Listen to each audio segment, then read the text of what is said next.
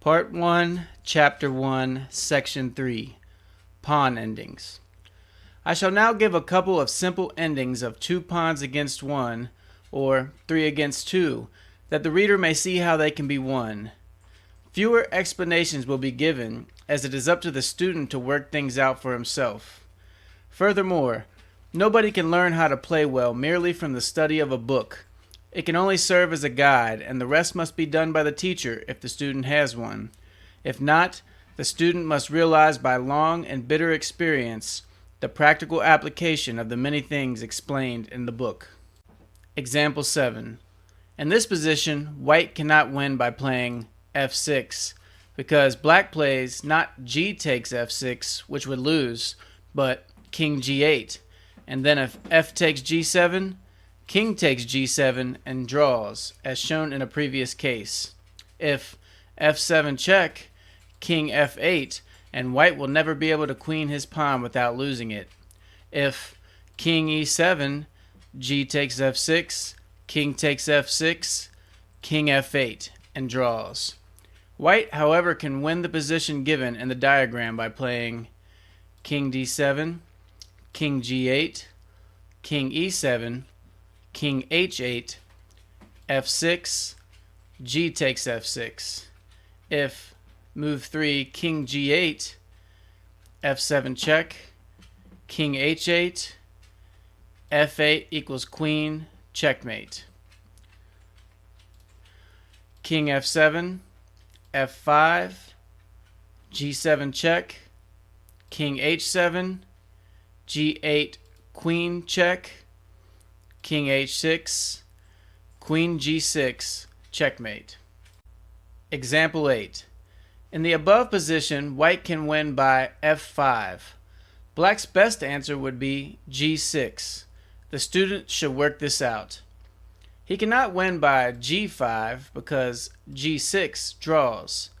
This because of the principle of the opposition, which governs this ending as well as all the pawn endings already given, and which will be explained more fully later on. White can win, however, by playing king e4, king e6.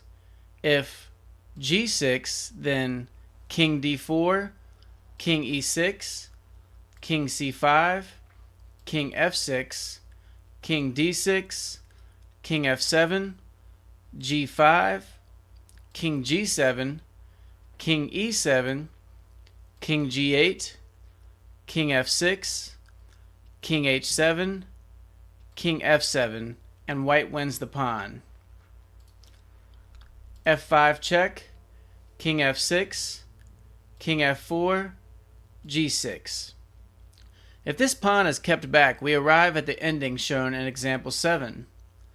g5 check, king f7, f6, king e6, king e4, king f7, king e5, king f8.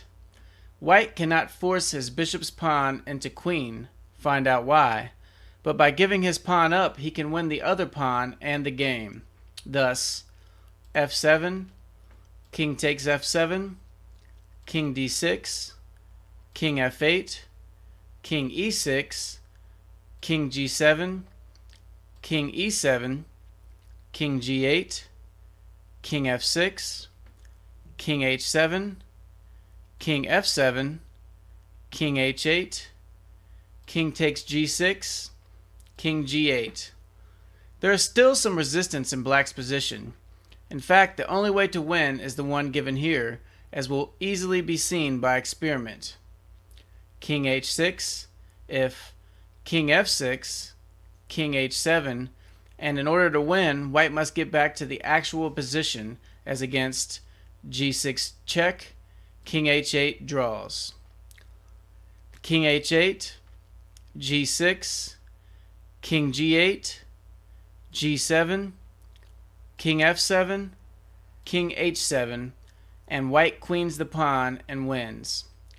This ending, apparently so simple, should show the student the enormous difficulties to be surmounted, even when there are hardly any pieces left, when playing against an adversary who knows how to use the resources at his disposal, and it should show the student also the necessity of paying strict attention to these elementary things which form the basis of true mastership in chess. Example 9. In this ending, white can win by advancing any of the 3 pawns on the first move, but it is convenient to follow the general rule, whenever there is no good reason against it, of advancing the pawn that has no pawn opposing it. Thus we begin by f5, king e7. If g6, then f6, and we have a similar ending to one of those shown above. If h6, then g5. King e5, king f7, g5, king e7. If g6, then f6, and if h6, then g6 check. And in either case, we have a similar ending to one of those already shown. h5. And by following it up with g5, g6, we have the same ending previously shown.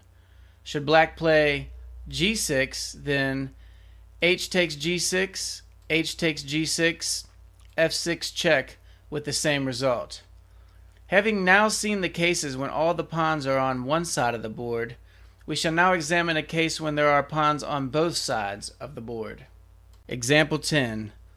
In these cases, the general rule is to act immediately on the side where you have the superior forces. Thus we have g4. It is generally advisable to advance the pawn that is free from opposition, a5. Black makes an advance on the other side, and now white considers whether or not he should stop the advance. In this case, either way wins, but generally the advance should be stopped when the opposing king is far away. a4, king f6, h4, king e6. If king g6, then simple counting will show that white goes to the other side with his king, wins the a5 pawn, and then queens his single pawn long before black can do the same.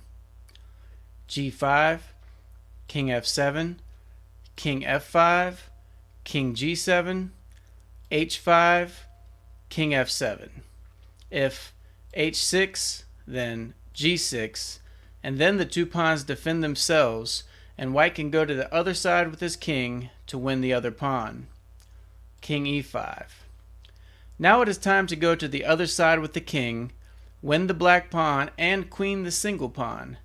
This is typical of all such endings and should be worked out by the student in this case and in similar cases, which he can put up